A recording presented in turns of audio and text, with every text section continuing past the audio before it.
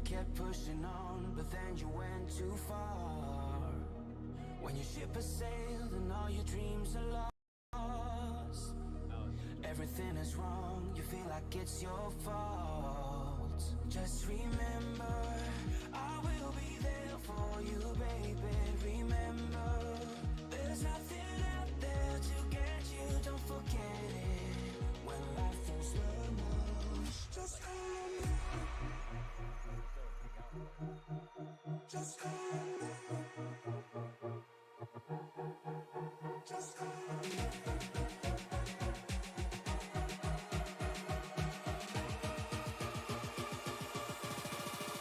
Just call me.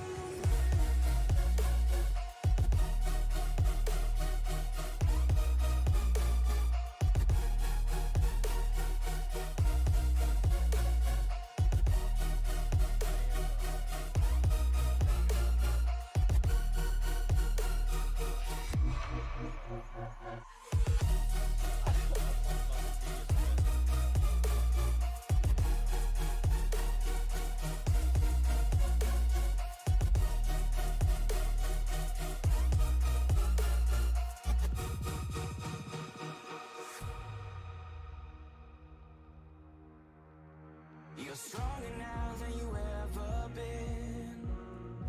You gotta leave now, it's time to catch the wind. You will climb up high and look through the clouds.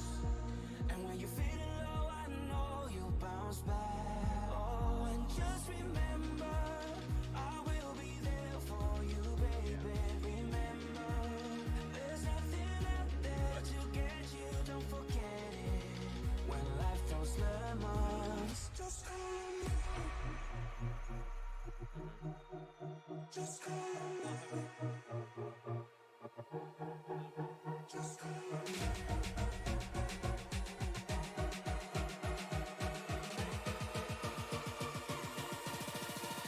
Just call me.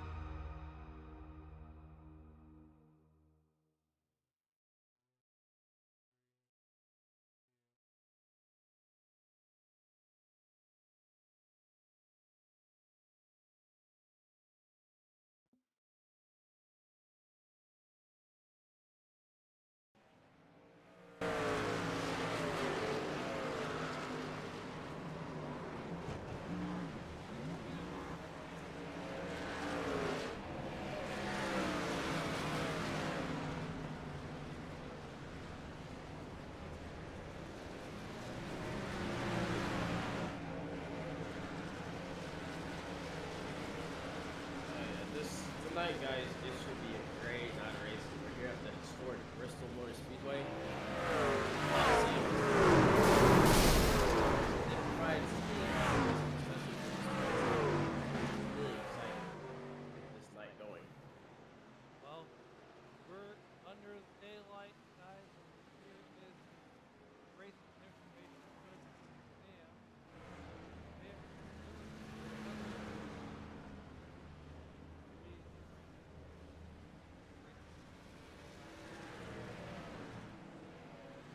Yeah, so today here we're Bristol Motor Speedway. We have the air temperature of 79 degrees Fahrenheit, 52% chance for precipitation. Personally, I don't think it will happen yet, but yes, it's iRacing rating. It is partly because of mile-an-hour winds. Well, I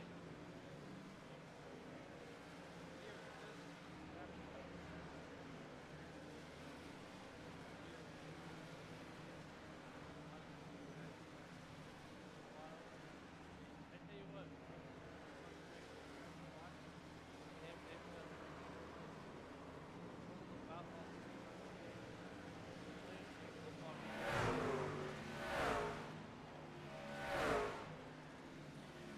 this track is it's definitely been multi-use. What year was that football game, Alan? Do you know off the top of your head? I might have to look it up. But I mean, like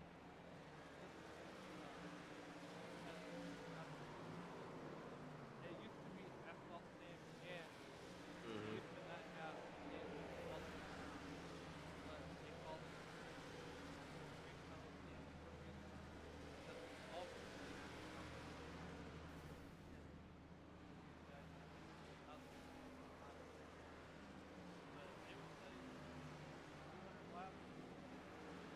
There's gonna be a lot of people Oh yeah, it's definitely gonna be more like I almost want to say like a short endurance race almost. Like as far as NASCAR terms go, especially for a track this size, it's gonna be a lot of strategy and other stuff be put to get put to use here. that right and you know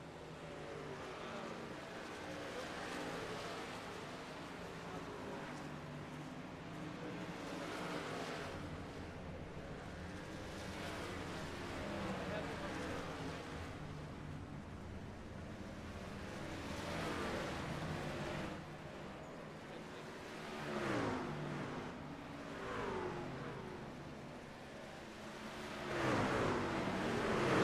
Oh yeah. Really quick, Alan.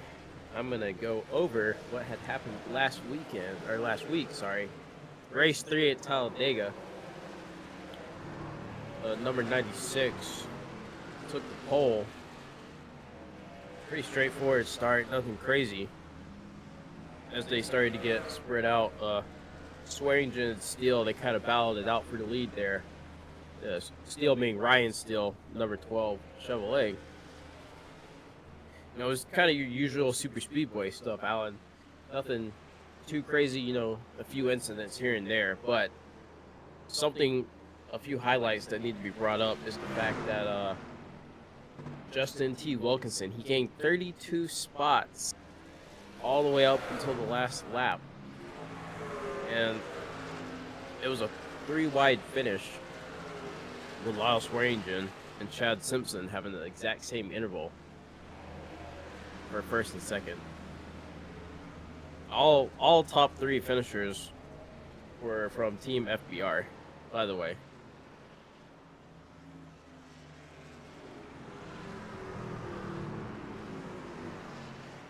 we got guys on the track. Ray, I hope you can hear us now. As these guys have started qualifying.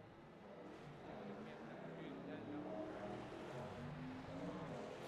Oh yeah, we gotta look here. Number 93, Matt Sizzleoler. I think that's how you pronounce the name, Alan. You want to give it a shot? I would say he's in the chat. He's correct. Oh yeah, he definitely will. Right now, and he spins it out. A little sideways. Off on his outlap there. Number 93 Toyota. Gonna go for another run here. Maybe, might be.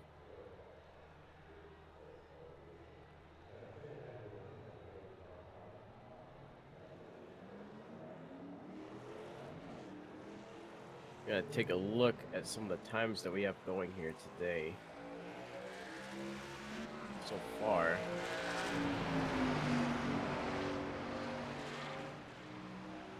So right now, Alan, Chris Samard just set a 15.31 with Bob Beltrami in second place. So far, this is qualifying is ongoing, but Chris Samard and Bob Beltrami first and second, with literally a .01 gap at the moment.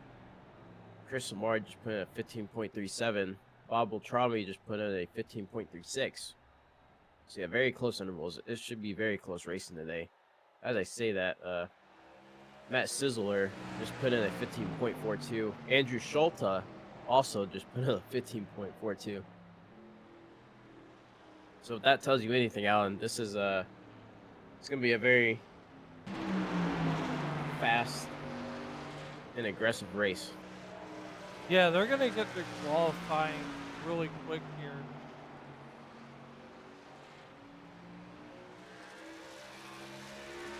We're gonna get the qualifying really quick here. We're watching Oh Dave yeah. Byrne or Dustin Byrne on his I guess he finished up there and he ran a 15:81. Babs in the chat says, "Good luck, FBR." And I'm hoping Another thing I want to mention, Alan, is that FBR Motorsports, they did have a no lift challenge for all three of their drivers that were fielded. So basically, what that meant is that they were not allowed to lift at all. So if you rewatch that race, you'll see that all the FBR trucks were doing some really crazy moves at times. That is because, regardless of whether they had the slipstream or not, they weren't able to lift. Probably the no lift challenge. That's probably what ended up having a top 3 finish with such a close finish too last weekend or last week. that's some really cool information. And I do apologize in the chat that no one can hear me. So I'm hoping that you can hear me now.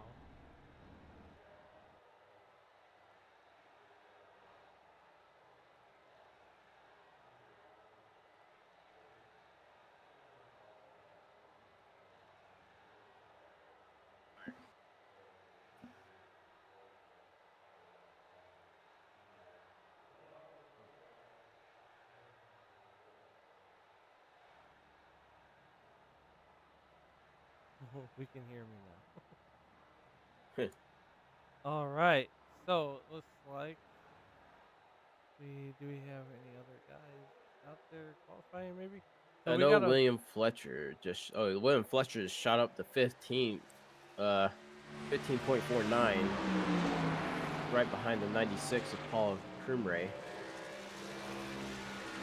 yeah, these guys I can tell you right now, Sam, that these guys are a blast to race with. If you guys are looking for a racing league out there that puts on good hard, clean racing, come race with these guys. I mean the spots fill up fast.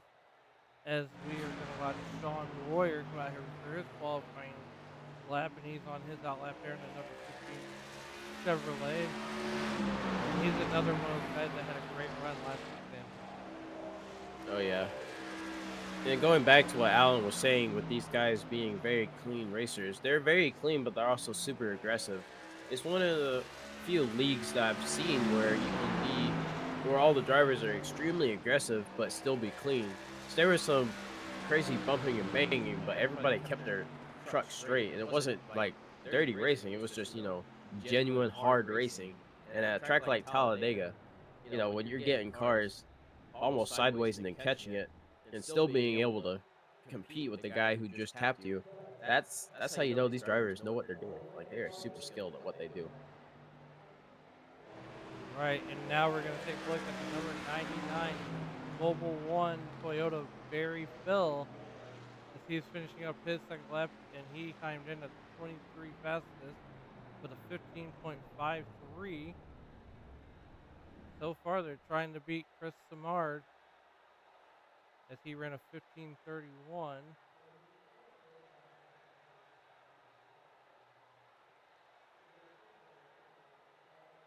And we got Wayne Fleet coming out to make his attempt at Sunard's 15:31.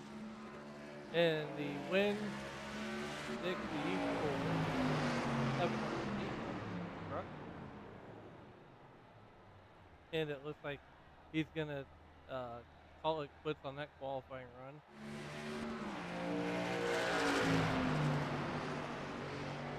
Sam, these guys are going to race too wide. You know, years past, the line was right down there at the bottom of the racetrack. So I mean, what's your expectations coming into tonight? Uh, After seeing the last two races and commentating the last two races, I'm saying that these guys are probably going to be running this race like it's the 90s, honestly. Just super aggressive racing, classic Bristol.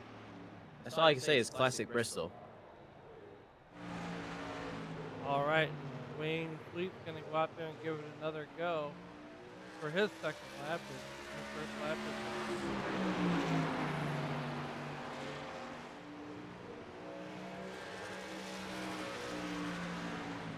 If this is your first time watching the Western States Racing League, usually we don't show the qualifying, but we thought tonight we'd switch things up a little bit, kind of shake up the magic here and show you guys the qualifying action.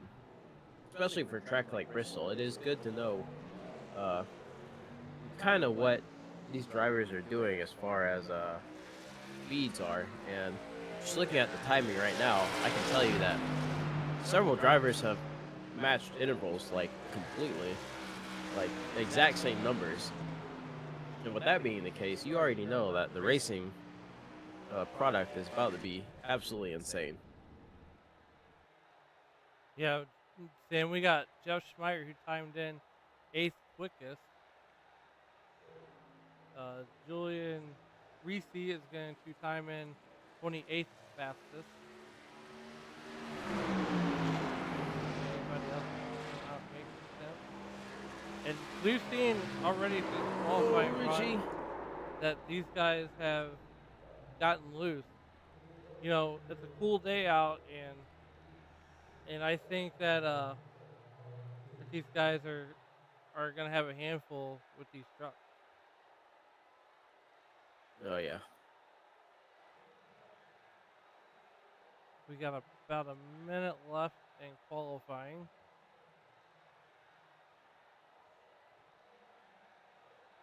If XMB Design says go stop there.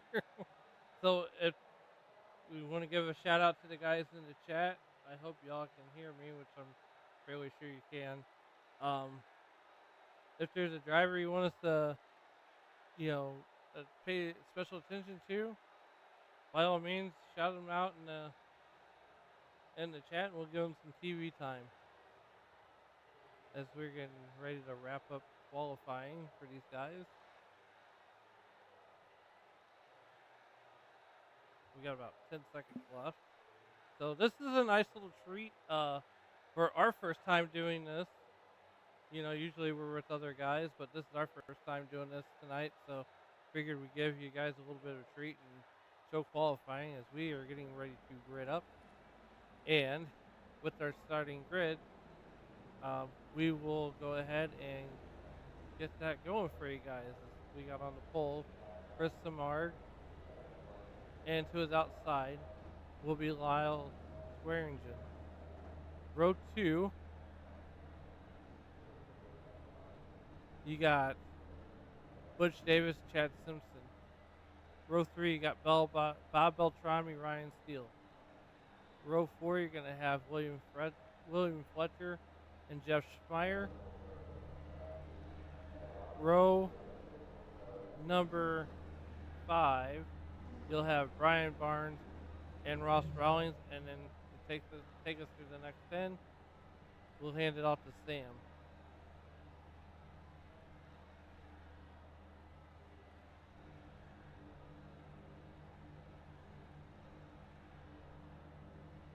Or not. Hey Alan, do you got me? I got you. I'm not sure what happened there. I kind of lost all audio and everything. Who did you leave off with? We left off with Matt Sisler. So in row 6, we'll have Matt Sisler and Andrew Schulta, Errol Weaver and Daniel Williams in row 7. Row 8, we'll see Austin Williams and Michael Milfield Jr. Row 9, we'll see Paul Cromie and Sean Royal. In the 19th position, we'll have Dennis Fusion, Chris Walker. 21st, we'll have Wayne Hutchinson and David Weaver. 23rd, starting 23rd on the grid, we'll have Charles Wood, and 24th, we'll have Barry Phillips. And 26th, or 25th rather, we'll have Jeff Hollingsworth and Charlie Widener. 27th, we'll have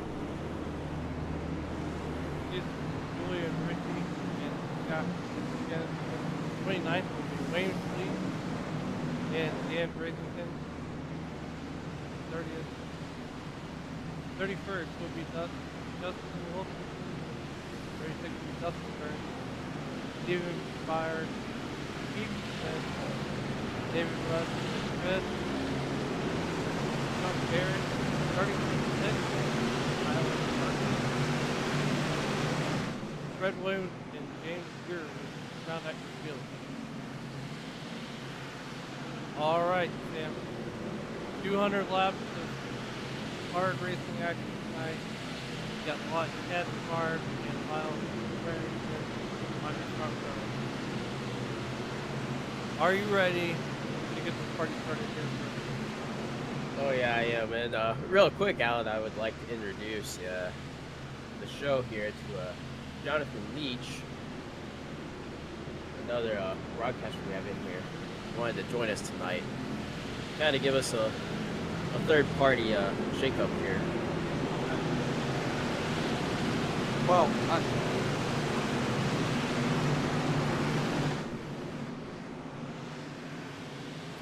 green flag, green flag.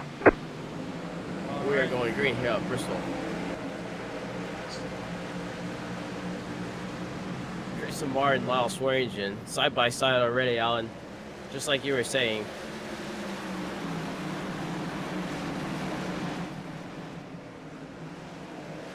Yeah. And these guys are already side by side.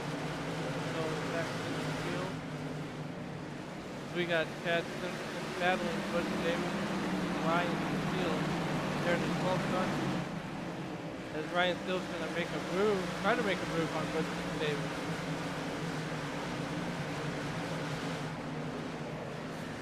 Yeah, you see here, Ryan Steele, he's going to try to make that move down the inside each time on the low side of the track into the corners. But what that is that they're trying to use that momentum that they have on the straightaways, kind of just use mechanical grip to boost themselves around that top line. All right, man. Caution is out. Caution is out. Caution on track already. We have a yellow flag out on the racetrack. Wayne Fleet.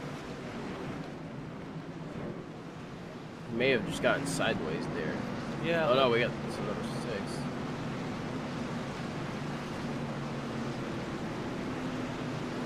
Go back.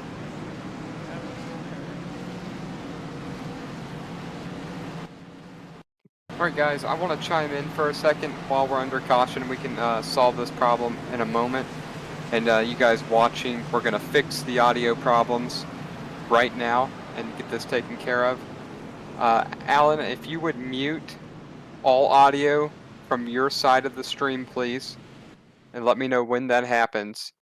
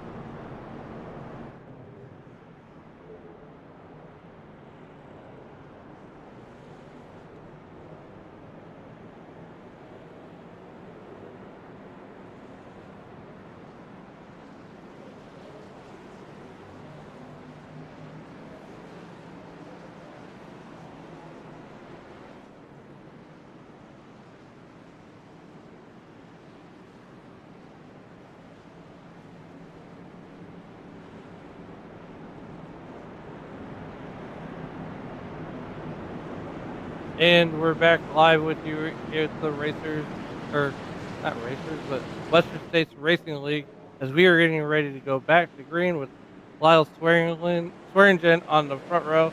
And we are green, and Lyle is taking down into turn number 1 here in Bristol. And so far, we've had one caution, and make that the second caution. I wonder what happened there. We got a big pile up.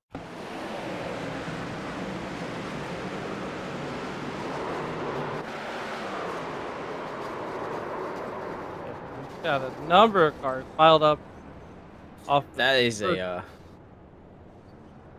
looks like net code there. must have been. But nonetheless, we are back under caution for the second time tonight. And this has been an action-packed race so far. And there is, unfortunately, no fast repairs in this series, Sam. So these guys are got to race hard, but they got to be mindful of the race going on right now.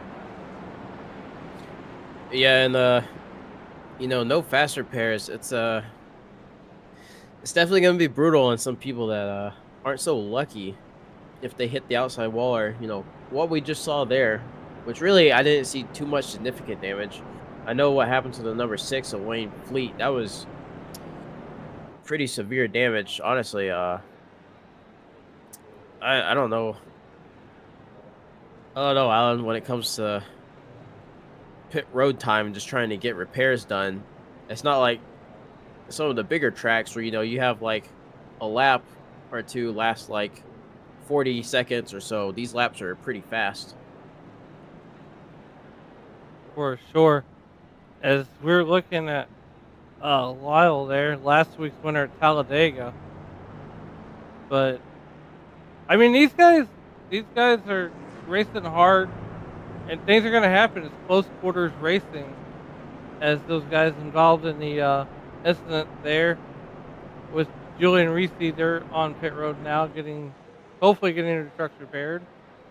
But nonetheless, we get ready to line these guys back up and get ready to go for the restart here on lap number 15. We're working lap 13 under caution right now. And Sam, this is a very loose racetrack, and these are very fast trucks. Yeah, and that's true. And you also got to remember that the trucks aren't just fast, but the drivers are fast as well, as we saw in qualifying, Alan.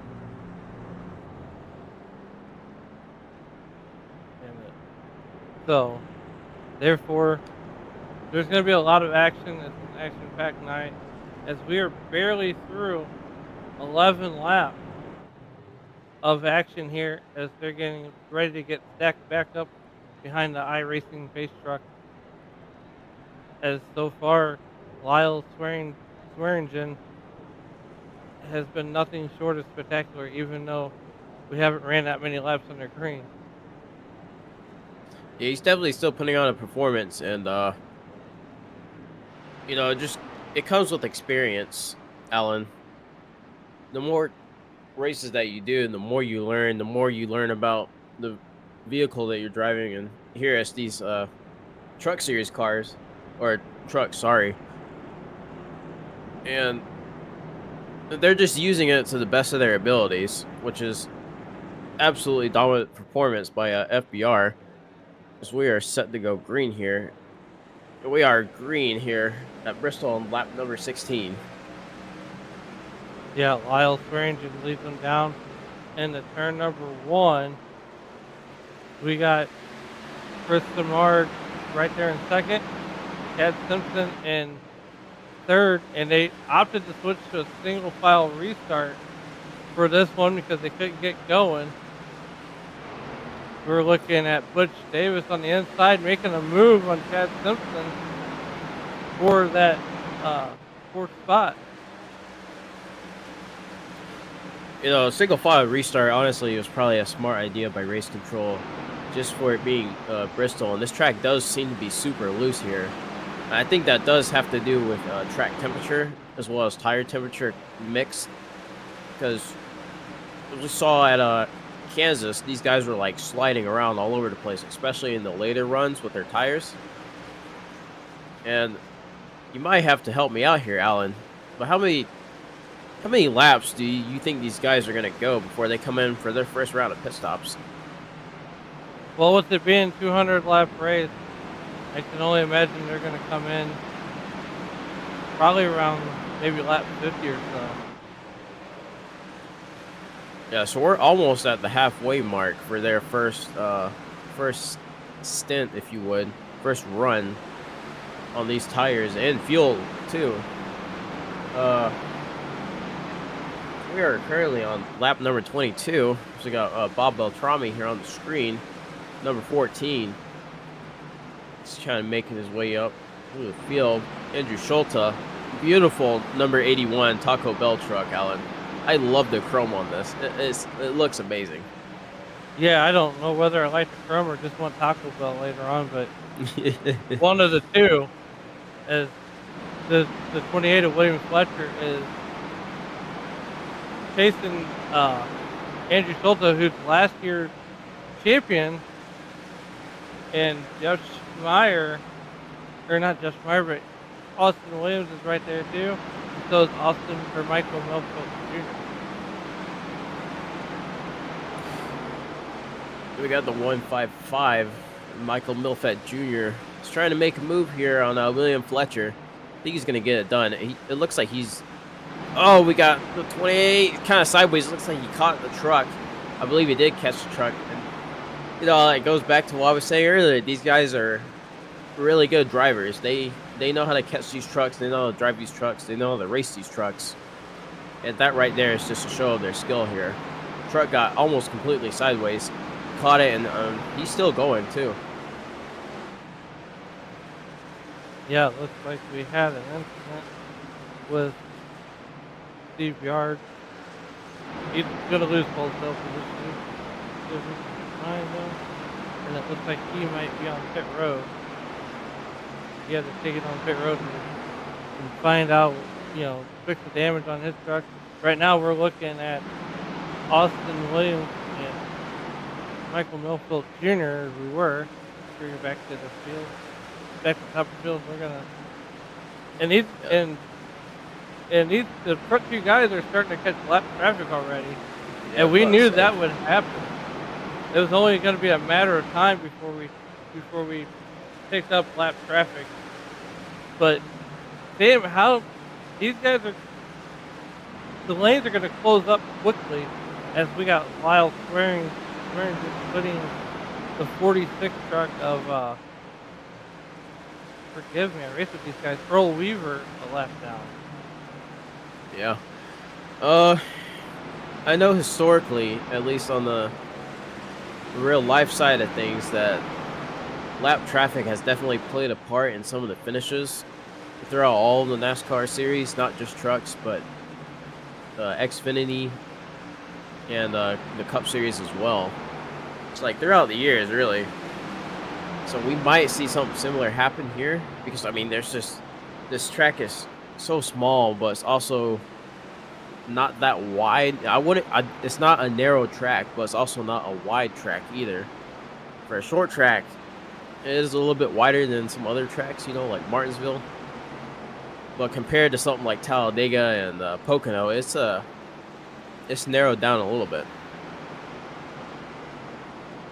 Yeah, as we're watching Chad Simpson there, he's putting Earl Weaver a lap down. Also in that 42 truck, and that's a nice little Chevrolet. So most of the guys in this series, Sam, they run mostly Toyotas and Ford or Chevys. There's a few Fords in there. As the 43 truck of Butch Davis, he's gonna go by Earl Weaver. You know, this is my third time doing a showing with these guys, and I actually didn't notice that until you pointed it out now. Now that I see, or now that I look at it, I do see that it's mostly Toyotas and Chevys. I didn't notice that in the previous races. That's very interesting, actually. And the thing too is, The other thing to point out too, Sam, is this track is used to not be asphalt. It used to be concrete. It used to be asphalt, and it's, like I said, it's almost like a stadium now. It's like you're going to a stadium, and that's why they call it the Glass Coliseum. 'Cause these guys are gladiators coming to do battle. You know, gunning for the win, and I mean these guys are all out right now. As you're watching Chris Walker and William Fletcher, they've got a little bit of time behind Ross Rawlings in the number 91 truck. You know, if I were in their seats right now, I think there was a truck that was parked on the low side of the track. I don't know what that was all about. But if I was in some of these guys' seats right now, just driving around this track in this race, even if there was a gap like there is for William Fletcher, I wouldn't be complaining, especially this early on in the race, because you really want to try to, number one, conserve tires, especially at this track. Number two, just try to stay out of any drama, as we saw pretty much at the start within the first 10 laps there. Yeah, So, we're looking at a battle with Bell Batrami and Michael Milfelt Jr. as these guys are absolutely battling it out. And Bob wins a lot of races, and not only that, but he's the owner of the series. As we're watching him work his way. Oh, we got a truck loose, and he's gonna hang on to it. He caught it. Yeah, some of these guys are getting extremely loose coming out of these corners, especially turn 4. Turn 4 seems to be the most brutal. I say that as the I think that's the number 12. Yeah, it's the number 12. He kind of got loose there coming out of that corner right as I said that too.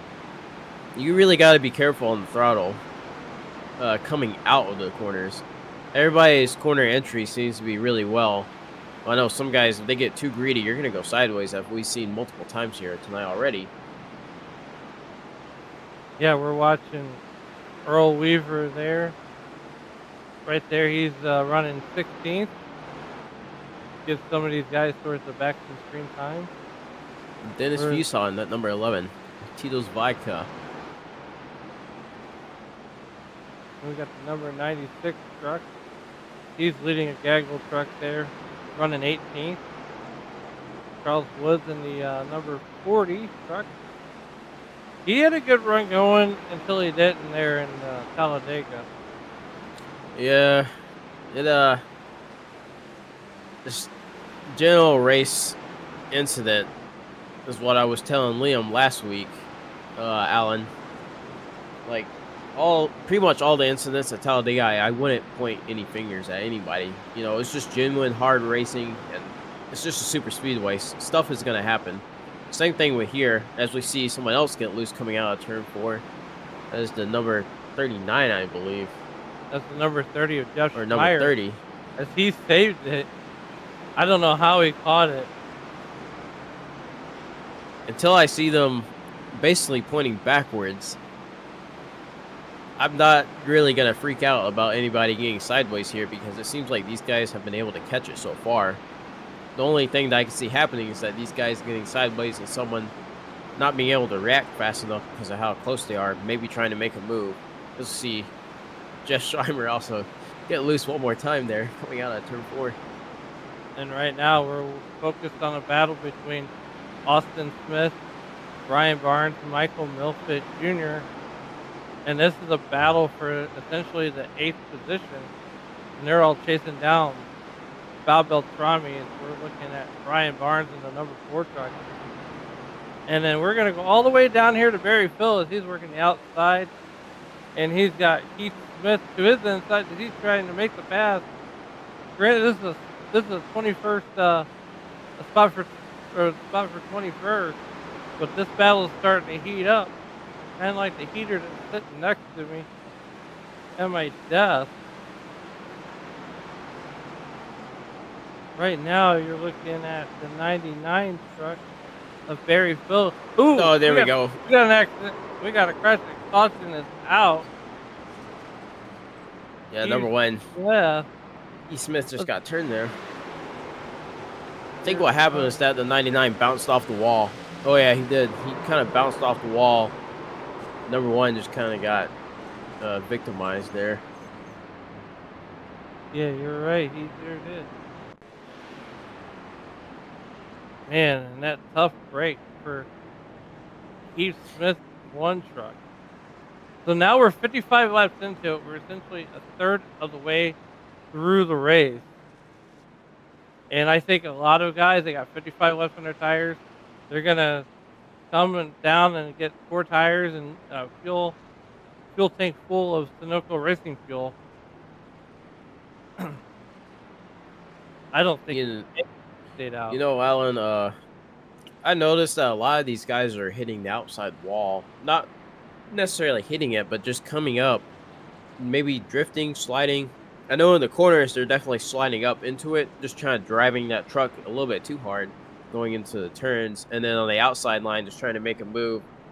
And I don't know if it's just kind of reactions, coming from a super speedway to Bristol of all things, making too strong of a move to the outside and just tapping that outside wall.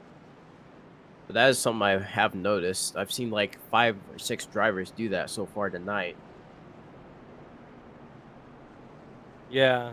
So we got, as we line them back up, and I wonder if they're going to let these guys try a double foul restart again. I mean, one could only hope. I'm a fan of the double foul restart, but I think Bob usually lets it go to 3 or 4 different tries, and then before he just goes, you know what, we'll do a single file. Might work out a little bit better as these guys are getting lined up behind the pace truck, the iRacing.com pace truck, as you will.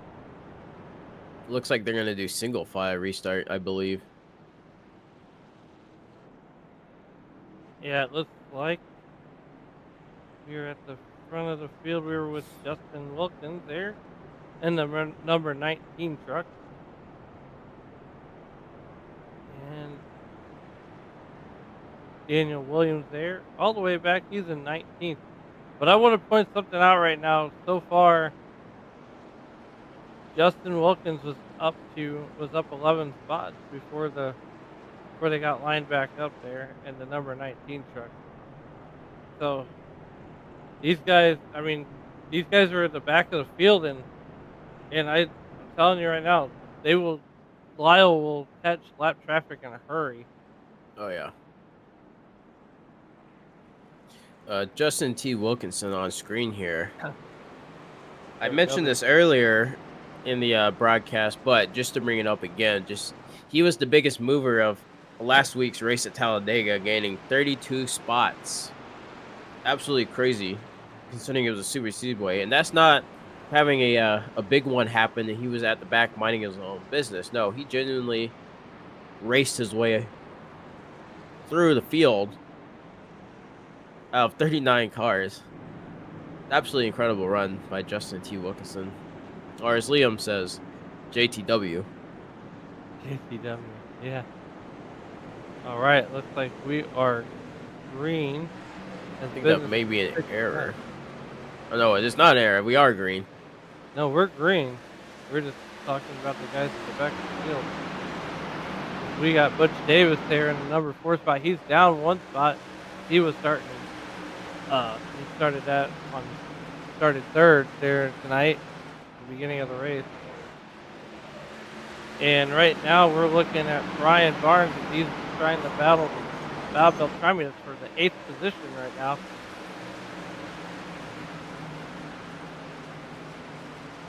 Yeah, so we did end up going on that double fault restart, like you were saying, Alan, and looks like so far everybody's managed to stay clean. I think they're kind of backing off a little bit and just trying to see, like, oh, I'm gonna try to make a move, like the number 21 here is on number 12 of Ryan Steele. Yeah, he's going to the outside of Ryan Steele, trying to make a move, but what he doesn't know is Butch Davis is there in the number 43 SVP Chevrolet. So he's going to essentially have Butch Steele in his pathway, but Austin Williams got around Ryan Steele in the 12 truck, and Austin Williams has picked up 10 positions from where he started from. So he started right around that 15th position, and he's already working himself in the top 5. Oh yeah. It looks like JTW is. Oh, we got a caution on track. It looks like we got smoke too. It's the number 04, I believe. Jeff Schmeier. See who that was. See what happened. That was the number 30. He got completely sideways, lost it. Yeah, Jeff Schmeier spun it out right there in the front straightaway at the start-finish line. Yeah, I saw the 04 Dustin Burns as well. I think he may have been trying to go into the pits or something. I don't know what that was all about. I saw the smoke and I saw the 04, and I don't know. He was down way low on the bottom of the track near the pit entrance. I don't know if he did end up dipping into the pits or what.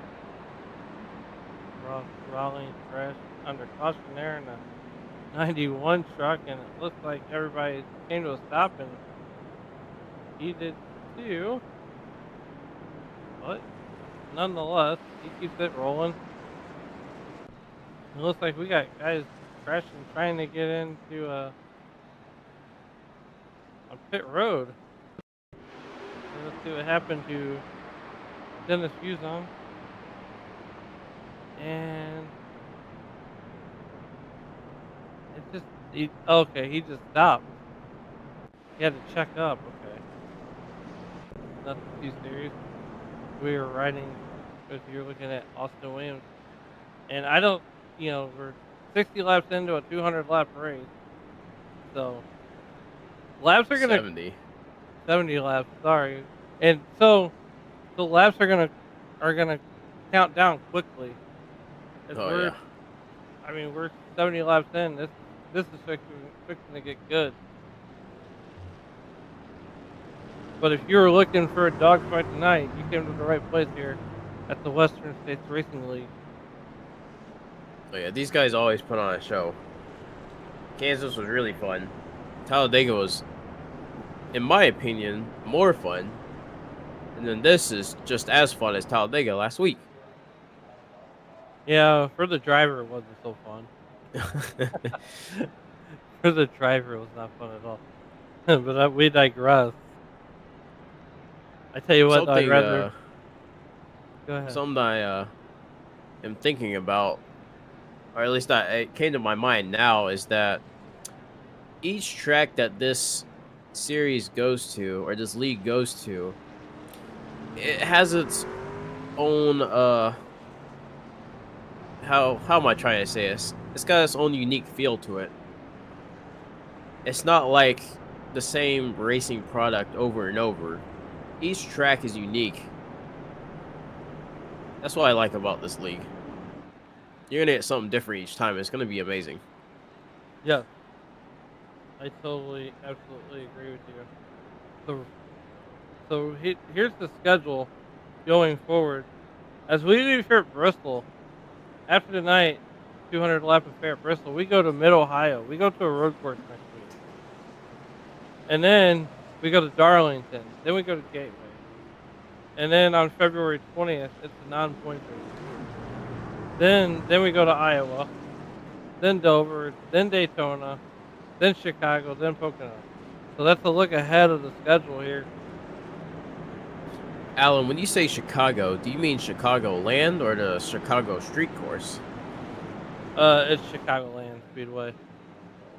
Pace truck dives in. Lyle Swearingen and Chris Samard leads us to green here. Lyle Swearingen with the jump. Good pull away here from the field. So far going to turn 1 for Lyle Swearingen. Chris Samard closely following. Followed by the number 42 of Chad Simpson. The number 43 of Butch Davis and Austin Williams. Yeah, look at this battle. Yeah, these two got really close there on the backstretch. Front stretch. Very clean racing so far. They're both chasing down the number 42 because they are like completely side by side here. Almost like they have a bar stuck to them. And they are just like truly side by side there. More like a magnet, as Ryan Steele is looking to get into that mix. We're looking at Wayne Hutchinson, and he's trying to make a move on Michael Milford Jr. And this is a battle Liam or Sam for 7th position. Wayne Hutchinson's up 11 positions from where he started from, and he's cracked the top 10. Oh yeah. That dog bear number 17 of Wayne Hutchinson. XMB designed earlier in the broadcast comment session. He was like, "Go dog bear." So yeah, here's the number 17. That number 93 of Detroit Lions. Great scheme. Yeah, I think he's trying to will the Lions to a Super Bowl this year with that number 93. And a lot of these guys, as we get later in the football season here in the real world, you'll see more and more paint schemes with their favorite football teams come up. As he is battling William Fletcher and the number 28 truck, who has lost 4 positions, but nonetheless, he's still having a good run as he's just outside the top 10 as he's chasing down Wayne Hutchinson there in the number 19, number 17 truck. Yeah, number 28 there. William Fletcher did kind of bounce off the wall a little bit. I saw the wall smoke, or wall debris, if you would. Sorry. Kind of come off there. I see exited what looked to be turn 2. For sure. And let's see what's going on back up towards 6th position. We got another Caution yellow. again. And there's a lot of yellow flags. That seems to be the favorite color of the night. As we are 82 laps into this one. And looks like, see what happened there. See what happened there. Like Austin Williams. Williams. He was drifting that. That looks like netcode, Sam. I don't know. I don't want to say it's netcode. It looked like it from that angle. It definitely looked like it, but I don't know. See if we can back it up a little bit.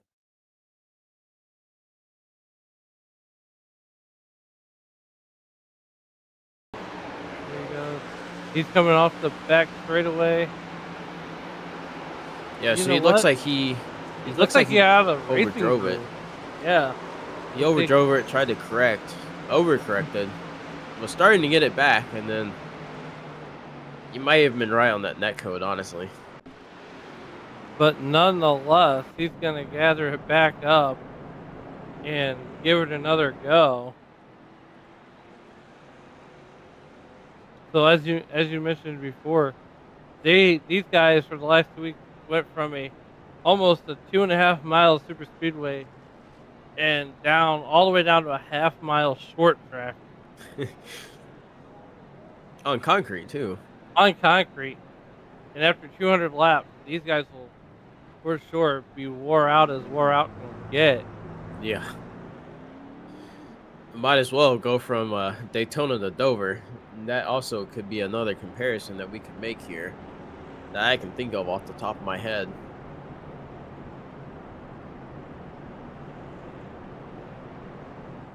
Is Iowa asphalt, Alan? It is asphalt. There's no concrete there. What But the other good track is concrete other than Dover and this Dover. one? Dover and Bristol are the only 2 concrete. That's tracks. what I thought. I know the new Chicago street course does have a concrete section, I believe. Now, Am I correct on that? if you look at Martinsville, the inside turns is concrete, so you actually have a transition Oh, that is true. from concrete to asphalt, which eats tires alive. Yeah, it does. And I can tell you this too, Sam, as a racer. This track right here, Bristol, where you at, I don't care if it's dirt, concrete, or asphalt, or sunflower seeds. It'll absolutely wear you out. And if you weren't tired before you race this track, you'll be tired after you race it for sure.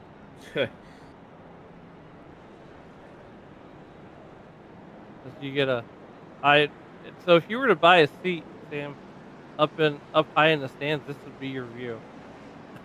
Actually, I went here for a dirt race a few years ago. It did get rained out, unfortunately, but yeah, this is exactly the view that I had. Actually, funny enough. All right, we're gonna get ready to come back to green, as nothing in the front row has changed. We got Lyle Swearingen and Chris Samard 1 and 2, and these two, Sam, have not been able to get away from each other. The iRacing pace car pulls off to make the left-hand turn, and Lyle Swearingen on the button, and he takes the field down to turn number 1, Sam. Yeah, I think Chris Mard's about to get him coming out of this turn. We're about to see here. If not out of this turn, then definitely out of the next one. Maybe. I could be wrong here. These FBR guys are extremely aggressive here tonight, just like they were last week. Chris Mard kind of sat out of a, or not kind of, he did sit out of a Talladega for surgery, but he is back here today at Bristol, racing on number 77 once again. Yeah, I was going to say, if you look at Lyle Swearingen, it's hard for Samard to get around Swearingen, and that's because Swearingen's diamonding the corner, where he's starting out slow, going almost coming up high, and then driving off the corner as straight as possible, and that's what's allowing him to get so far ahead of Chris Samard there in the number 77 truck.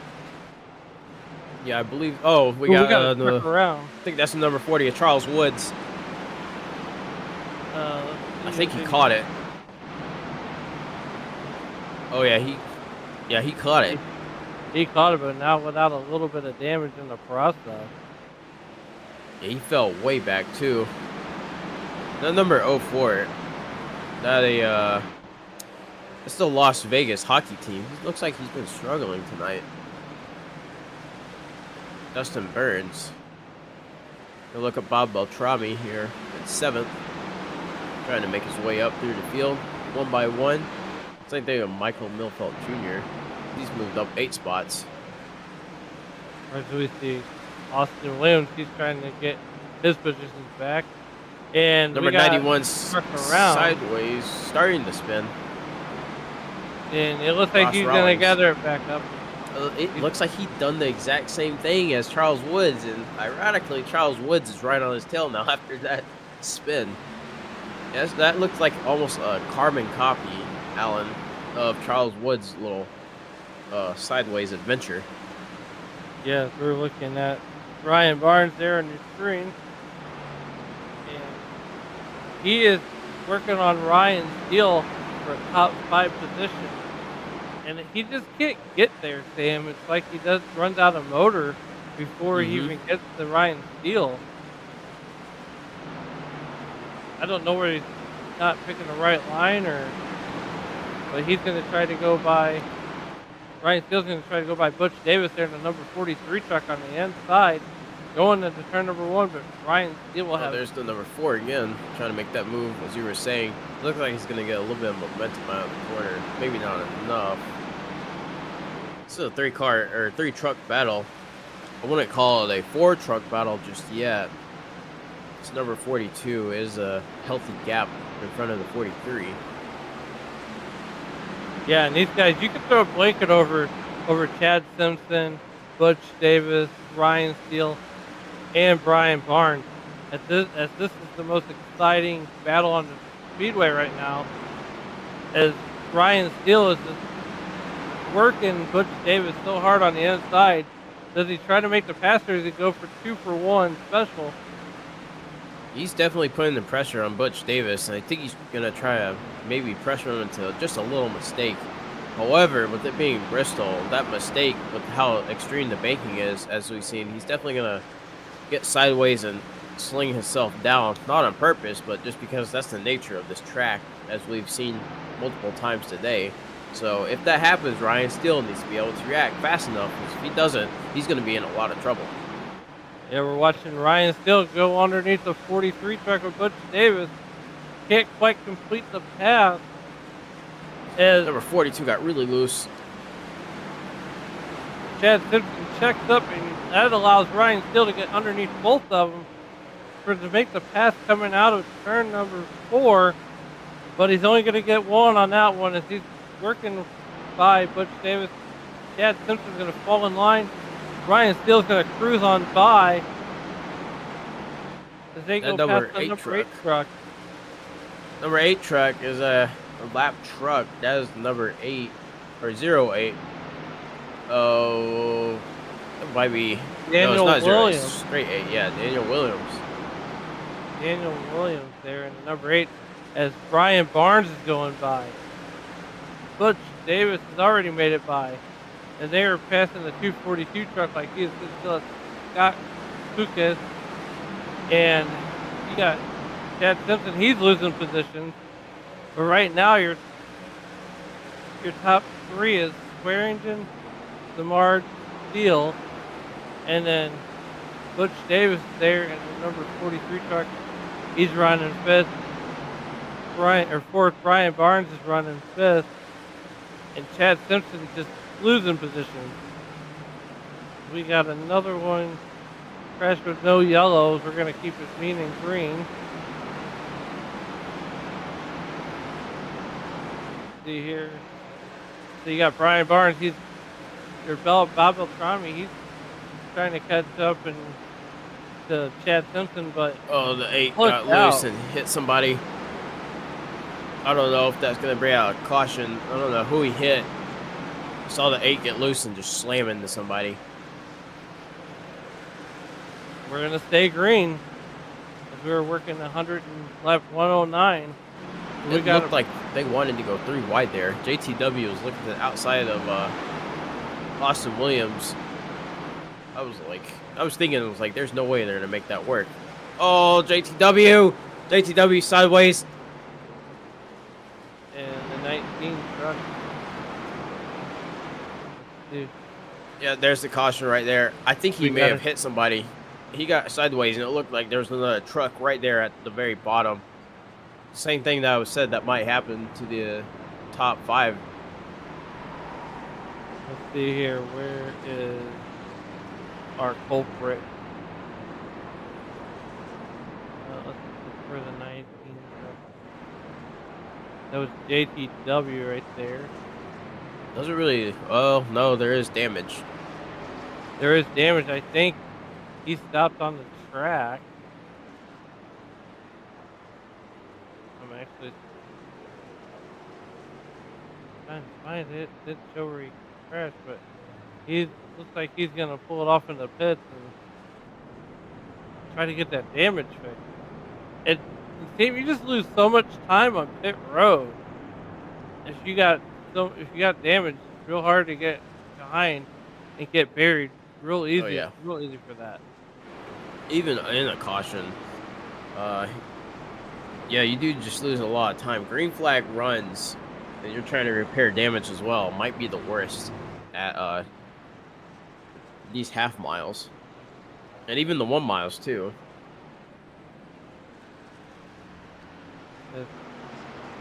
Justin's still sitting on pit road right now. He's gonna go ahead and pull away. And you're at this point, Sam, you're just hoping that the damage is optional to repair. Because, Oh yeah, I mean, if it's required to repair, then you're gonna lose so much time. But I want to give a shout out to the number 31. That's Charlie Widener in the WD-40 truck. And he has picked up 22 spots, Sam. so far he's our biggest mover. He is our biggest mover of the race right now. But, I mean, who doesn't like a can of WD-40 rolling around the racetrack? It's definitely good to have in the pits. It's good to have everywhere. Your door makes a little squeak, just spray some WD-40 on it, right? Oh yeah. That's Funny enough, me and some friends earlier, I don't know how it came up, but we were talking about Waffle House, and for some reason, my friend was like, "Why does it smell like WD-40 in here?" And he was like, "Wonder what WD-40 would taste like on a Waffle House waffle." And I looked at him. I was like, "What? Where on earth did you think about putting the smell of WD-40 and waffles together, especially Waffle House waffles specifically?" Well, I can't imagine it would taste good, but hey, the only thing that looking right now is Jeff Schmeier on the front row with Austin Williams to his outside as we're getting ready to go back to green, Sam. Yeah, these two have been very tactically driving. If you've been watching here, they've definitely been driving these trucks. Pace truck pulls in. Jeff Schreiber gonna lead us off here alongside Austin Williams. Sorry. You got Austin taking that high line. He might try to sling himself down low under Jeff Schreiber. Or nice. Try the outside line again. Seems to be Austin Williams' favorite line is that outside line. He did make that move earlier on the number 42 to gain these several spots, get him up here. Very tactical driving, as I was saying. Brian Barnes, Austin Williams, and Jeff Schmeier, they pressured Butch Davis into the 43. He got super loose, no contact, I believe, but that caused him to fall way back down. See Austin Williams bounce off the outside wall there. Number 77 and Lyle Swearingen have passed him. And now number 12 is making his move too. Going to look to the inside as Austin Williams in the number 21 seems to be struggling now after a little bit of contact with the wall and looseness. And Alan, that goes back to what I was saying. You make just one little mistake, don't crash or spin, you're going to lose a lot of speed at this track. You see Lyle Swearingen trying to take back that top spot. Yeah, we got Lyle Swearingen and the FBR guys. They were making a move on the inside on the former champion, Jeff Schmeier, who's a champion in the series here.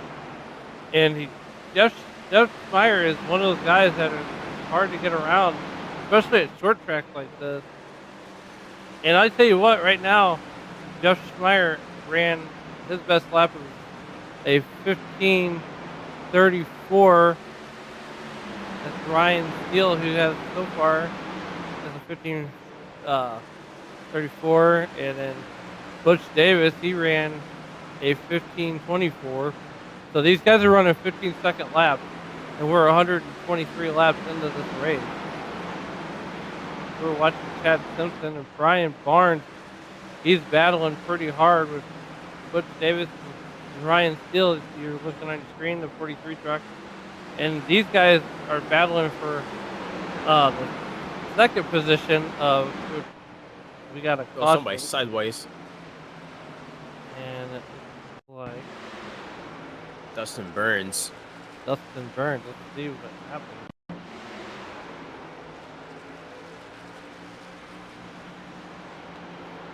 Las Vegas Golden Knights, number 04 truck. See what happens. And he's going to get loose, Sam. Got completely sideways. All by himself. And that did bring out a caution for the entire field. He came to stop, no harm, no foul. He didn't hit anybody.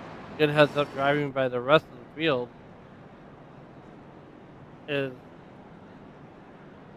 You got Ryan Steele up here. He's had a heck of a run right now. But as we look back to the rest of the field, there are no slouches anywhere in this field. Oh, definitely not. Any one of these guys can win on any given night. Sure.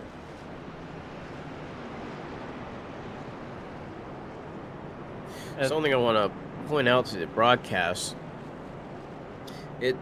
Like I was saying earlier, it does come down to experience on each one of these tracks. Western States Racing League, this is their 50th season. Their spring 2024 schedule is what we are running currently here on Sim Racing Media. They are on season 50, that's a lot of seasons, Alan. That's a lot of seasons. That is a whole lot of seasons, my friend. That is so many seasons. You got to remember it too. I mean, these guys have been going since they were on R Factor. Sam, I don't know if you were around for R Factor, but these guys were on R Factor. You mean the original R Factor or R Factor 2? R Factor 1. Oh wow, no, I was not in the sim racing world when that was still a thing. I think you might have still been in high school. Definitely. It makes me feel old. So yeah, they've been around for a while. They're around for R Factor 1. Actually, I think it even goes back just a little bit further than that, if I'm not mistaken. I think they go all the way back to, I can't remember what they go all the way back to. I'll have to ask Bob Beltrami for the next broadcast. But they go back a pretty long ways. I That's mean, 50, incredible. 50 seasons almost. Season 48, right? Yeah. See what's And they're going putting on shows like this. That just goes to show that they have not been wasting their time here by having 50 seasons. No, and to your point, Sam, 50 seasons is a lot.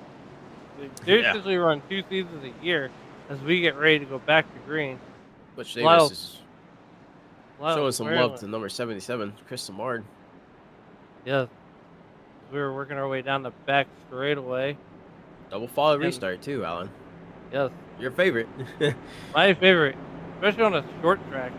We're coming to lap. We're gonna come back to green at lap 30, 130 rather, as the iRacing lights are on the pace car, and Lyle Swearingen on the button, and we are green, and Lyle Swearingen leads Lamar down to turn number 1, and he's bringing Butch Davis and Ryan Steele right along with them. We have a battle for third right now between Ryan Steele and Butch Davis. Butch Davis all the way out by the wall, Ryan Steele all the way to the inside, outside, throughout the whole field. Yeah, these guys are definitely having their elbows out now. Last 70 laps, Alan, of 200. And honestly, we're going to see some aggressive racing. It's just the heat is going to turn up as we go through these laps. The last 50 are going to be super aggressive. And then the last 25 are going to be truly all-out racing. So I cannot wait to see how this race evolves even more throughout this race. Yeah, as we're looking at Josh Schmeier right now, he's battling Michael Melfitt Jr., and that's a battle for 6. But don't look now, kid. Chad Simpson is on the inside of Josh Schmeier, coming down the back straightaway, and the 3 does he have the truck to get by him, and he does. Chad Simpson will cleanly pass Josh Schmeier. Josh Schmeier coming back on the outside. He's going to try to pull the power move. And there's a slide job, 42 slides in front of Josh Schmeier. Coming off the turn number 3. You know, Schmeier got just slightly loose. It had a little shake there on the outside of that turn. It's like Bob Beltrami's going to try to challenge Jeff now. Yeah, as he's going down the inside, he himself got loose, and here comes the number 17 on him. Yeah, Wayne Hutchinson. Now he's going to try to make a move on Jeff as well. See how Jeff's going to respond to this inside move by the dog bear number 17. Wayne Hutchinson's going to get by him pretty quickly, and that's a battle for 8th position. And he's going to easily get by Josh Schmeier going into 2. And here comes Bob Beltrami. He's looking to make a move again. He's down 5 positions. He started 5th, and he's back to 10th. But nonetheless, he's trying to catch Jeff Schmeier too for the 9th position. Some very tactical driving by these drivers. Just trying to place your truck just right to make that move into the corner. Grip and speed, exit speed, trying to combine with momentum. Make for some interesting moves. Charles Woods there in the number 40. I love that purple truck, that number 40 Chevrolet. And he's out there on his own right now. He's running in the 15th spot. Nonetheless, guess who's in the lead? And that's Butch Davis. He, for the first time tonight, will lead. As you know, Lyle Swearingen, he was in control of this race, Sam. Oh yeah, especially on the restarts. allows sway engine does really good on restarts. I've noticed throughout the 3 races that I've done so far. Here comes Ryan Steele. He's trying to mount a challenge for the lead also. He's definitely going to be putting pressure on Butch Davis by being all the way down low. Butch Davis got a little bit loose there on exit. He goes way high and then tries to swing it throughout the corner. We almost saw a pass for the lead, but here comes Brian Barnes. As he's looking to get second. This is your top 3. Sam, you could put a blanket over these guys right now. As Brian Barnes, he's right there on Ryan Steele's tailgate. But Ryan Steele is right on Butch Davis' tailgate. As Ryan Steele's going to look to the inside. Can he make the move? Coming off Don't think he has enough momentum. No, he just doesn't have enough. And temporarily, Butch Davis is going to pull away. Here comes Ryan Steele as he mounts another charge. Still on his quarter panel. Will he get clear? No, not enough. Ryan Steele is definitely throwing challenges at Butch Davis. We look back here, that Taco Bell truck. Here's another good battle going on with the number 18 of Kyle McCartney. I want to talk about McCartney really quick. Kyle McCartney, throughout every race, he kind of just minds his own business. He's never really in any drama. He just kind of minds his own business, does his own thing, moves his way up the field, and he has some pretty good finishes to get some good points. I know at Kansas, Kyle McCartney, he came out of nowhere and was even battling for the lead for a little bit. And then at Talladega, he was also in the top 10 several times, would fall back for a green flag pit stop run, then make his way back up. That's the one thing I like about Kyle McCartney. He's just kind of here, just minding his own business, not trying to cause any drama, but still putting on a super clean race. Yeah, with 49 to go. Sam, we're 152 laps into this race. And that's just how fast these laps go here at Bristol. And that's why they say it's Bristol, right? Bristol. Yeah. I mean, just think about it. It's a sellout crowd here to watch the stars of the Western States Racing League, and we are on the back half of this race. Better than halfway, better than halfway. As we're watching Ryan Steele, he's gonna try to make another pass on Butch Davis. Can he get him this time? No.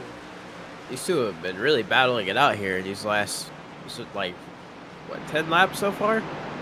10 laps, right. And so now Ryan Steele's going to drop back in line behind Butch Davis. And is he going to wear do you think he's going to wear the truck out trying to get around Butch Davis as he tries it again? And these guys are not even giving each other a centimeter right now. He might, Alan, because low line on these concrete tracks, like you said earlier, Martinsville, on that concrete part, eats away at the tires. I know Dover does the same thing. So, low line really ain't the best for you at these tracks, being concrete. So, I don't know. He might, and honestly, he might get loose, too. Cause Butch Davis to pull away even further. So, we got lap traffic kind of holding up Milford Jr. there. A little bit. So he tries to chase down Brian Barnes. 12 still in the quarter panel. Butch Davis in number 43. Looks like Michael Milford Jr. also just got around. If you give these guys a boxing ring, these guys will pluck it out all this long. We're looking at Lyle Swearington trying to catch Michael Milford Jr. for fourth. This is going to be a battle for fourth once Swearington gets up there to him. Gets up to Milford Jr. Look out. Here comes Chad Simpson. He's going to battle Chris Samar there, and that's going to be a battle for sixth. We got Wayne Hutchinson. He's going to try to catch Chad Simpson there in a 42 truck. And a lot of times too, Sam, is as many cautions as they had, sometimes you'll get this long green flag run. And Oh yeah. and it'll come we'll get these periods where we get caution after caution after caution after caution, and then we'll get like 40 green flag lap Chris Mard kind of into the wall. he is in the outside wall. He's going to lose a lot of time there. And there goes Chad Simpson making that move. Number 17 is going to be looking too. I think he kind of pulled back a little bit. He saw him bounce off the walls. Like, let's pull back, see what Chad Simpson does on Samard before we make any moves ourselves. It's that tactical driving, tactical racing, if you would. You know, can't make any too aggressive moves. You're going to end up a little crazy. We go back. We're watching Michael Milfield Jr. He's battling Brian Barnes on the inside there. And here's another good battle right now.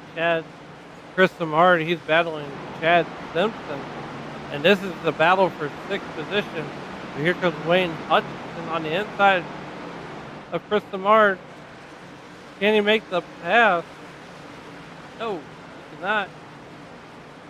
He's definitely going to be looking. All he has to do is follow along here. There's a caution on the track. We got a caution yellow flag period on the track. And looks like Chris Walker. See what happened to Chris Walker here. And, ooh, the 242 got him. Ooh. 242, that would be Jack Cooper.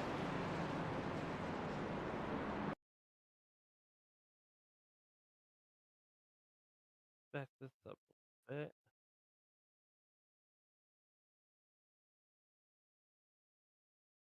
Let's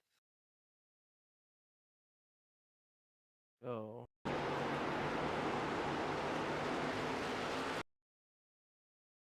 Let's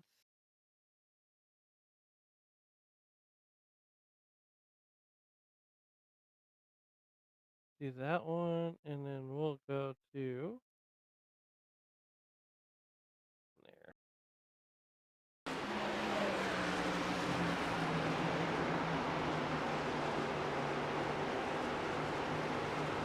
Here it comes. Got it. Man, that was a hard hit. Yeah, it was. We come back to the live footage. And Chris Samard, he's running 9th right now. Kyle McCartney, though. You talk about Kyle McCartney. Where did he come from? This is what he did at Kansas. He literally came out of nowhere again. He's so good at this. He minds his own business, and then next thing you know, something happens. We turn away, come back, boom. Kyle McCartney is just way up there. I know it was because of pit stops, but still, he's just. One day he's gonna find the right formula for the right track, the right strategy, put it all together. He's gonna get his win that he deserves. For sure, we are 171 into the 200 lap affair. As these guys are getting their services down and away, Kyle McCartney come out of the pit 15th on the chart. Brian Barnes, he will inherit the lead here on lap 171. We look through the field. Brian Barnes will assume the lead. Butch Davis, he will take 2nd position. Ryan Steele, he will assume P3. Lyle Swearingen will assume P4. Michael Milfield Jr., he's up 11 spots, Sam. Yep. And some of these guys that are front runners right now in this field had trouble during qualifying. When we watched qualifying, some of these guys are almost spinning out in qualifying, and so give a round of applause to these drivers who are up in the front here. Yeah, pretty much all of them have been staying really clean. FBR guys giving their fellow teammates love taps. Pretty sure they're doing it on purpose now. I thought, oh, maybe, you know, I think he just ran up a little bit too hard here on the pace lap. But no, I think they're doing it on purpose, you know. Just a little show of appreciation for their teammates. All right, and we got the lights out on the iRacing.com pace truck. He makes the left-hand turn. Brian Barnes with the button, and he is down and away, and Butch Davis is listening. And Butch Davis stuck right with him that time. Brian Barnes is going to slide right up in front of him. Here comes Ryan Steele as he's trying to get a 2-for-1. No. And these two, Ryan Steele and Butch Davis, have been a magnet for each other this whole race. Nonetheless, Brian Barnes, he's on the point, Sam. Oh, yeah. Butch Davis making a crazy move here, splitting in between the 12 and the 4, trying to go the inside of Brian Barnes. Almost made it stick. He's going to try again on the low line here. Underneath the 4, Brian Barnes. Ryan Steele is going to look to the outside now. He's going to follow very closely behind Brian Barnes. Going to see if he can get that momentum slingshot out of the corner. Yeah, he's getting close to Brian Barnes, but here comes Butch Davis. He's barely going to squeeze. Oh, Butch Davis is sideways right in front of the 4. We got a caution now. That's a 43. Butch Davis just slides all the way around. He gets turned into the outside wall.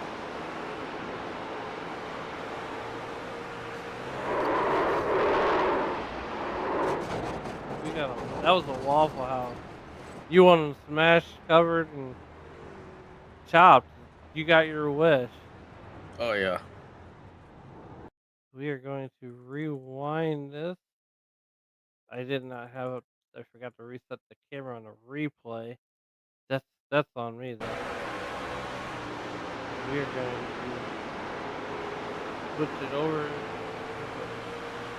to the right view here. But nonetheless, you've seen what that looks like whenever you get in the wall. It comes up quick.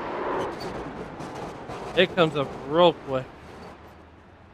It's like super speedway weight racing. If you're sideways, you have almost no time to react. Yeah, and to your point, Sam, everything happens really, really quick. Here as we are back live, and that's just a tough break for Butch Davis, as he had a good run going for him.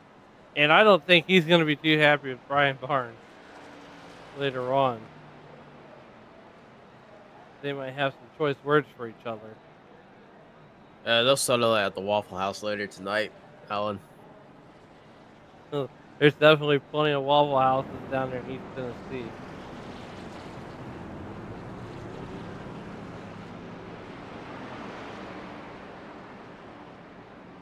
Nonetheless, we are down to 21 laps to go.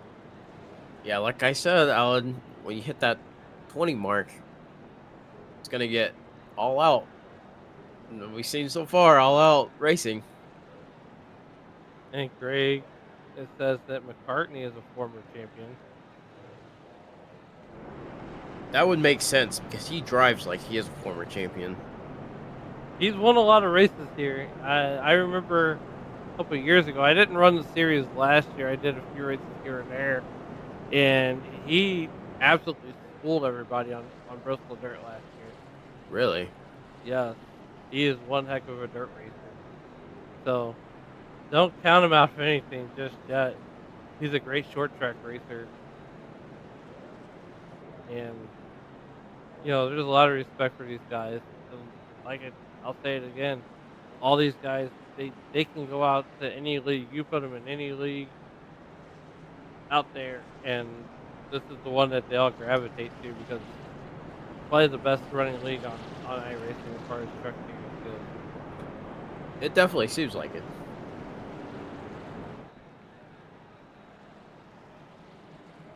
We're looking at Chad Simpson there in a beautiful number 42 truck. Dr. Dabber. Dr. Dabber. Man. Lining them back up. Double file. We're going to have less than 20 laps to go once we go back to green here. Should be 17 laps. 17 laps. Correct. So it's a new race now. You don't have Butch Davis up there in the front no more. But what you do have is you got Brian Barnes and Ryan Steele. Yeah, And Ryan Steele finally did get past Butch Davis, but now he's got to pass Brian Barnes. Pace truck goes in. We are green here. They are literally side by side here on this restart.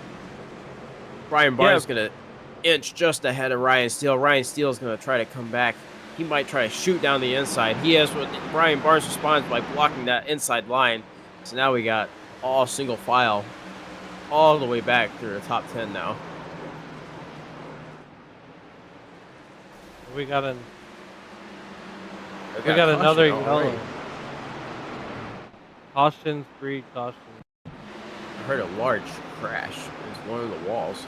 Here we go. We got Scott Cookis. Ooh, fusion. Let's see what happened to him. He brought out the yellow. Here's Dennis on the outside. Number 11. Like he checked up. He had to check up. Kyle McCartney had nowhere to go, and Scott Cookis comes in. Well, we're gonna restack them and re-rack them as we get ready for a 15-lap shootout. 14 laps, excuse me. And this might be a quickie yellow. This is one of those tracks, like Dover, it's a self-cleaning racetrack, so everything's kind of gravitates to the inside line, the inside apron there. So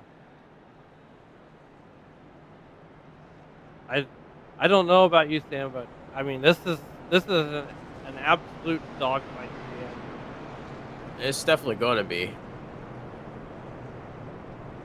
I don't want to guess who's going to win this. I don't want to guess. It's literally impossible, Alan. There's physically no way that you can correctly guess who's going to win this. I'm gonna say anybody in the top 10. That's like putting all your Who in the top 10 though? Oh, that's the real question. That's hard to say.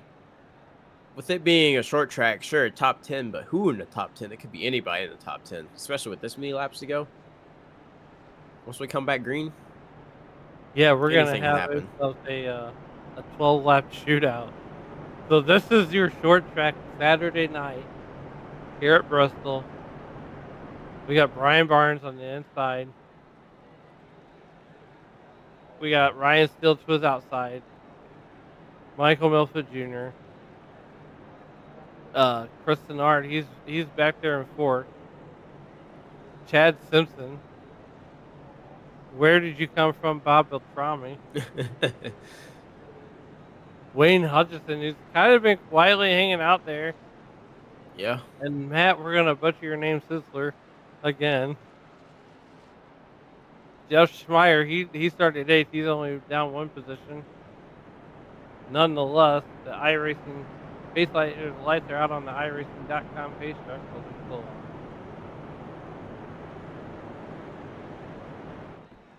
But to round out your top 10, we have Jeff Schmeier and Charles Woods. And then JTW, he's up 21 spots. JTW, he started deep in the field. Yeah, he seems to be really good at that. Starting way back and working his way up. So we're going to have 11 laps to go when we come back to green. Sam. As the lights are out on the iRacing.com pace truck. Brian Barnes is on the point. And if you watch Brian Barnes, he kind of lays back in the restart zone. I've noticed that about him. Kind of lays back. And I would expect he's going to do... Oh, he took off early this time. Oh, the floor is not playing games. He definitely took off early, Alan. Number 4, Brian Barnes. He saw that green and he absolutely just stomped on the throttle. Slinged his way in. Michael Milfett Jr. right on the rear bumper of Ryan Steele. All out racing here. 10 laps to go. Caution out again. We got a yellow. Who caused that one? We don't know. This may have been deeper in the field. Maybe. I believe so. Looks like it doesn't look like maybe a debris caution. Remember when NASCAR had the It debris may not caution? have been a debris caution. It could have been that Brian Barnes maybe jumped a little bit too fast, too soon. Oh yeah, well I think that's probably exactly what happened. See, it did look that he kind of stepped on it just slightly too early. yeah he did kind of jump on it, didn't he? Yeah, that was a really crazy jump. I think that's what that caution was for. I think they're gonna reset here. So now we're down to basically a heat race. This is your 8-lap dirt track heat race coming up. As Brian Barnes will assume the point coming back to 8 laps to go. And this is going to be an excellent time for these guys to come down pit road, especially if you're in the back of the field. Come If you're down in the pit back of the road, field, maybe. you got nothing to lose at this point. You're playing with the house money. If I was the top 5, I am not doing anything crazy. Say that, but where's Brian Barnes? Okay, Oh, still he's in. on the inside. The timing screen was saying that he was going all the way back down. I was like, what is happening? Ooh, boy. I will say this though, Sam. Cautions, free caution. When we come back to green, we're gonna have a 5-lap shootout. So Brian Barnes and Ryan Steele, they're going to take off the boxing gloves, and it's gonna be game on. Because I can tell you right now, Ryan Steele is sitting back on. He's gonna be sitting on the outside of Brian Barnes, wondering what does he have to do to get by Brian Barnes right now.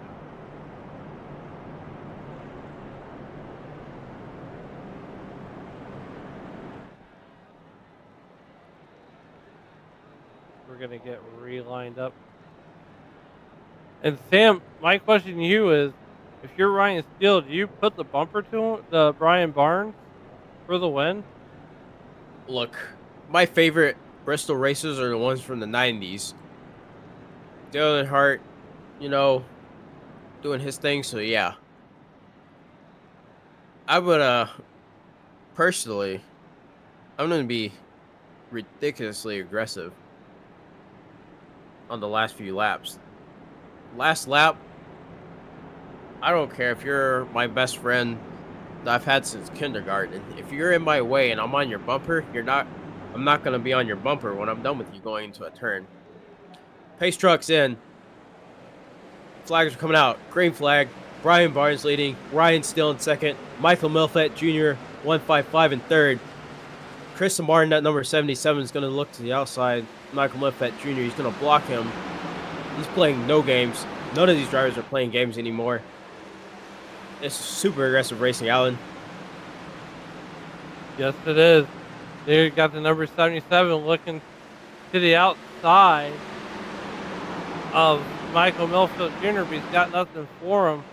As we come back up to the front, Ryan's still doing everything he can to the outside of Brian Barnes to try to get around him.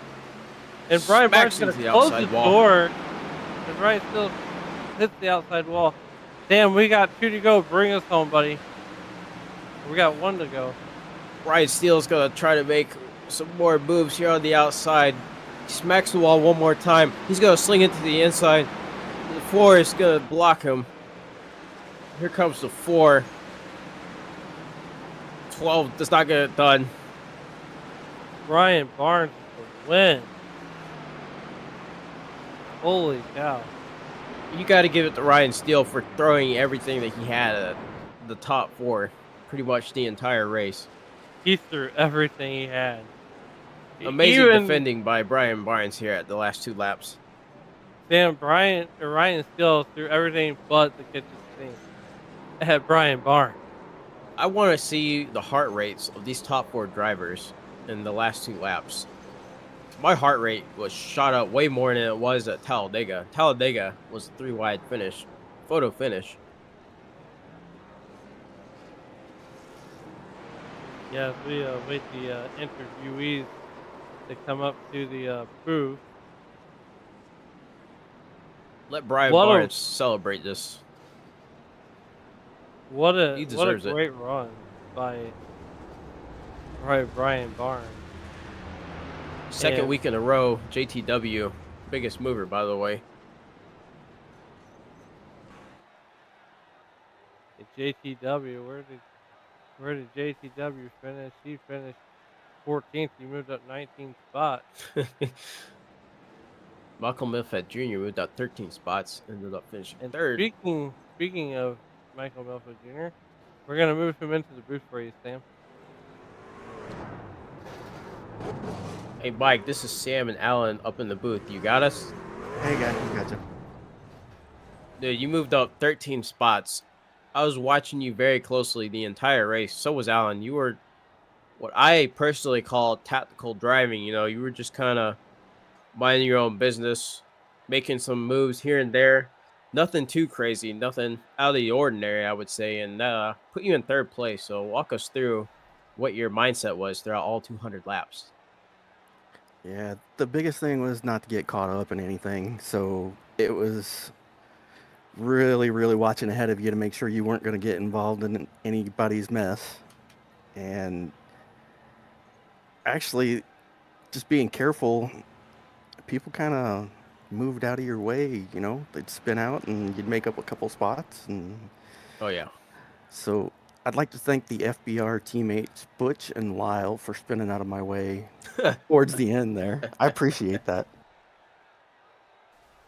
Yeah, I noticed some drivers they would get loose trying to defend on the outside, and then they would lose a lot of time, and you to just make that move on Oh the man, bottom very that's cleanly. that setup was so loose. It was so hard to make a move underneath somebody on the inside because you would get so loose coming off the corner. You had to be Hmm. so careful.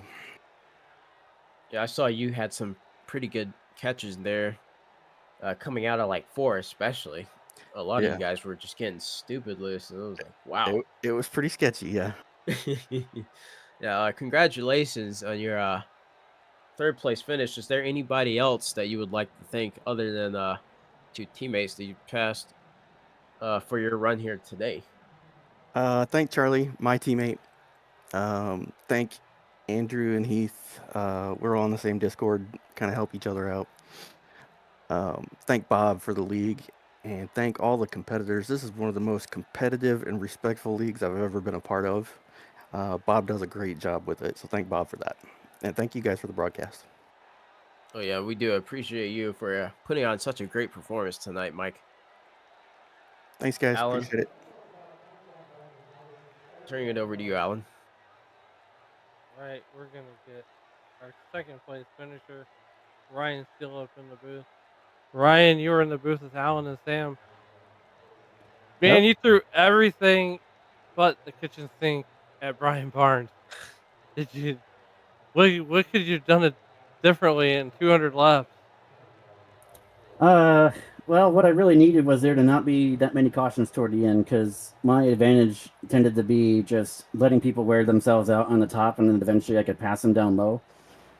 With the run at the end being too short, I needed to be able to pass on the top, and because I had spent the whole race in the bottom, I wasn't really comfortable running up there, so I was being a little bit careful because I didn't want to throw away a good finish. Yeah. And so now we turn our attention. Next week we go to a road course. What's your mindset leaving a short track and go into a road course? You gonna do some extra testing there this week or to get ready for next week? Uh, well, I tend to be pretty awful at road courses, so I don't know. I'll just show up and try and get what I can get. All right, and Ryan, before we get you out of here, is there anybody that you would like to thank to help get you here tonight? I've got to thank the Dog Bear team for helping me prepare for the race, and got to thank you guys for covering the series. Thank you much. All right, Ryan. Well, we'll see you next time or next week at Mid Ohio, and till then, Godspeed, my friend. Yeah, thank you much.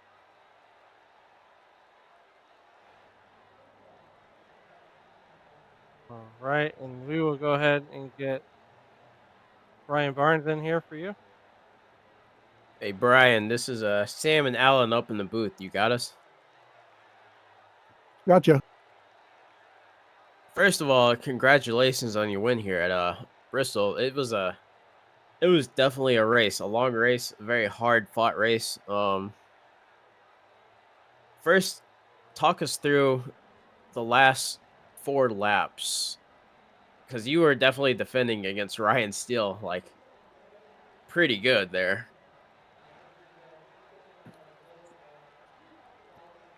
Yeah, the last four was tough because I took two tires on that last stop to get the lead, and I wasn't sure if I could hold those boys off. But luckily, I was able to run the bottom well enough to where they couldn't get around me. Yeah, I know the second to last lap you kind of dived down because I noticed that Steele was trying to get you there on the inside, but you threw that truck down really aggressive and try and cover and block him there. That ended up paying off in the end. Um, Made up 8 spots tonight. Anybody that you want to thank for your run? No, just thank you guys for broadcasting for us. Got to thank my team for teammate right behind me, Ryan, for not running me over at the end there. It was nice of him. And that's about it, man. Thanks WSRL for being around for all these years. Oh yeah, and again, amazing run by you tonight. Uh, Congratulations on your win. Race 4 here at Bristol. Alan, do you have anything else for Brian Barnes? I sure don't. Other than congratulations, and I'll be back in the truck next week at Mid Ohio. Good, be good to have you. Well, thanks, guys. We'll catch you later. Thank you. All right, that's P1 Brian Barnes. Had to get him out of here. All right, Sam, and we are going to go ahead and get our finishing order up on the screen. And here's how they finished out tonight, Sam. As Brian Barnes will pick up the win tonight in the number 4 truck. P2 will go to Ryan Steele. Michael Melfitt Jr. will finish in the third spot. Fourth will go to Sam Samard. Chad Simpson will finish top 5. Bringing home his truck in P6 is Bob Beltrami. Matt Sisler will bring home his truck in P7. P8 will go to Wayne Hutchinson. Jeff Schmeier will finish ninth. 10th will go to Butch Davis after he got taken out there towards the end. 11th will go to Charlie Widener. Charles Woods will pick up the 12th spot. Let's see here. 13th will go to Luke Lyle Swearingen, who started on the pole. 19th will go to Justin T. Wilkinson. 15th will go to Kyle McCartney. Earl Weaver will bring it home 16th. 17th will go to Andrew Schulte. Barry Phil will bring it home 18th. 19th will go to Daniel Williams. Sean Royer will bring it home 20th. 21st will go to Paul Kermerai. Dennis Fusion will bring it home 22nd. 23rd will go to Scott Kukas. Dustin Barnes will bring it home 24th. 25th will go to Chris Walker. Austin Williams bring it home 26th. David Weaver, he will bring it home 27th. 28th will go to William Fletcher. Ross Rawlings will bring it home 29th. Keith Smith 30th. 31st will go to Dan Brasington. Dave Rudd will finish 32nd. 33rd will go to Stephen Baird. Chuck Barrett will finish 34th. 35th will go to Julian Ritchie. 36th will go to Jeff Hollingsworth. Wayne Fleet will finish 37th. Fred Williams will finish 38th. And rounding out your field will be James Durer. So, with that being said, Sam, is there any final statements tonight as we get out of Bristol and head to the winding road course that is Mid Ohio? Well, for those watching on watching the broadcast, make sure you subscribe to our Sim Racing Media here on YouTube, so you can follow along for the WSRL when they go to Mid Ohio next Tuesday, and like us on Facebook if you would please, for more updates on some of the other races that we put on for different leagues. Alan, anything else? Well, first off, I'd like to thank Sim Racing Media for allowing us to do this, and I'd like to send out my appreciation for all the producers here at Sim Racing Media. And you know, these guys have the utmost respect. On my end, I'm sure they do on your end. But let's get ready to go road racing next week, Sam. Oh, it's gonna be a whole nother ball game. So, with that being said, John, you got any words of wisdom? Maybe.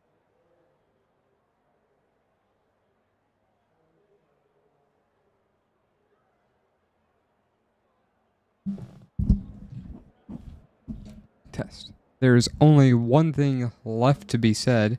As Tony Trapasto would say, ladies and gentlemen, as you walk through life, please do not play in traffic. Good night.